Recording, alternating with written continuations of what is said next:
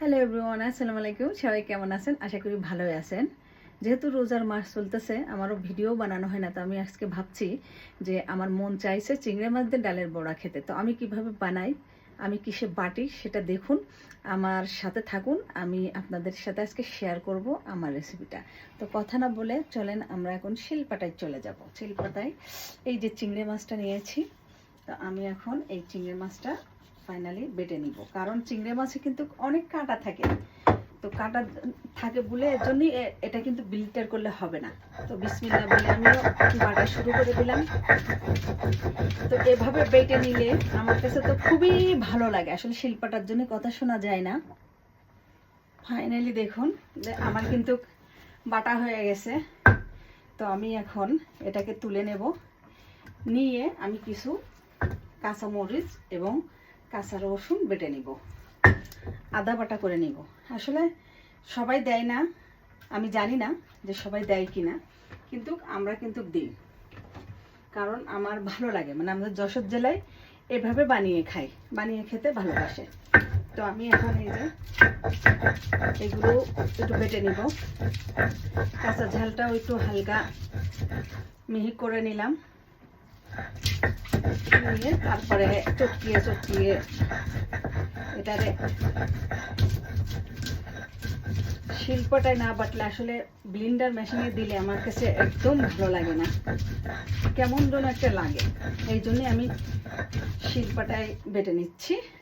আপনাদের কাছে ব্লেন্ডার থাকলে আপনারা ব্লেন্ডারও করতে পারেন। আমার যদিও আছে, তা আমার মন হয়েছে যে আমি এখন শিল্পটায় বেটে বেটে তারপরে খাবো।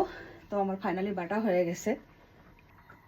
তো ফাইনালি এই যে আমি বেটে নিয়েছি। এখানে পেঁয়াজ, ধনিয়া পাতা, আর এখানে নিয়েছি একটু বেসন, চালের গুঁড়া, জিরা, হলুদ। তো এগুলো এখন আমি এখানে দিয়ে দেব। দেওয়ার পরে পেঁয়াজটা খুব ভালোভাবে চটকিয়ে নিব। একটু লবণও দিয়েছি সাথে, ভালোভাবে চটকায়ে এই যে আমি সব কিছু একসাথে দিয়ে দেব। দেওয়ার পরে এই যে ডালটা এখন আমি এখানে দিয়ে দেব। ডালটা কিন্তু বেশি মিহি করবেন না, আধা ভাঙা আধা ভাঙা। আমি কিন্তু আধা ভাঙা করে দিয়েছি। এই যে দেখুন, সব কিছু কিন্তু দেখা যাচ্ছে একদম আধা ভাঙা। এখন আমি এখানে বেসন আর চালের গুঁড়োটা দিয়ে দেবো। এর মধ্যে আমি চুলায় আমার এটা বসিয়ে দিয়েছি, যেহেতু আমি এখন ভেজে ফেলবো। আমাদের ইফতারির টাইম এখনও 40 মিনিট আছে।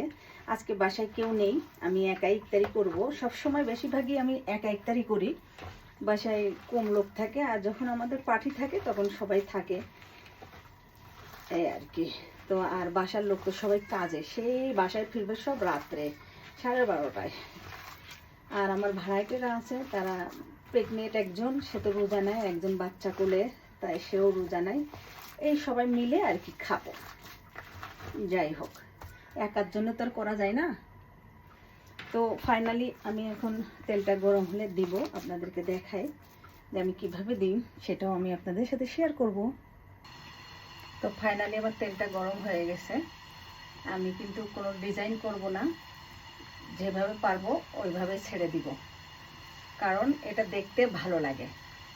আগে দেখতাম মাছ চাষিরা এরকম প্লেন করে করে চ্যাপটা করে করে দিত। এখন আমি যেভাবে পারবো ওইভাবেই দিব, যতটুকু হাতে উঠবে।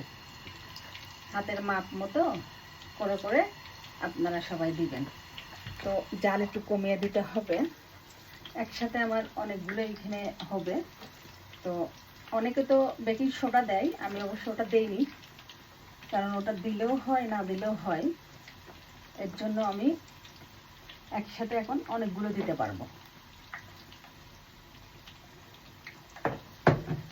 আমার দেয়া হলো, আমি আপনাদেরকে তুলে দেখাচ্ছি কেমন হলো,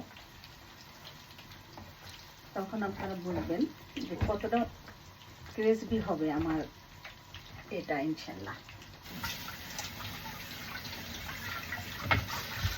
এই ফাঁকে আমি হাতটা ধুয়ে নিলাম, আপনারা আমার সাথে থাকুন। তো ফাইনালি দেখুন আমার বড়াগুলো কিন্তু হয়ে গেছে। আমি এখন তুলবো। কি সুন্দর, আহা মাশাআল্লাহ, খুবই সুন্দর হয়েছে। আর চিংড়ি মাছ দিলে তো আসলে জানেন যে চিংড়ি মাছের স্বাদটাই কিন্তু আলাদা, যে যাই বলুক।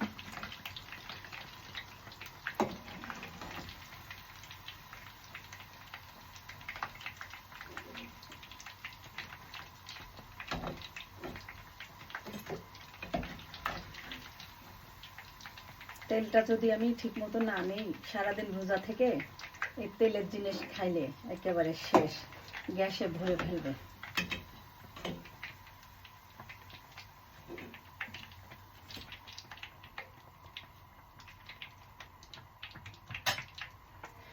তো এই যে আমার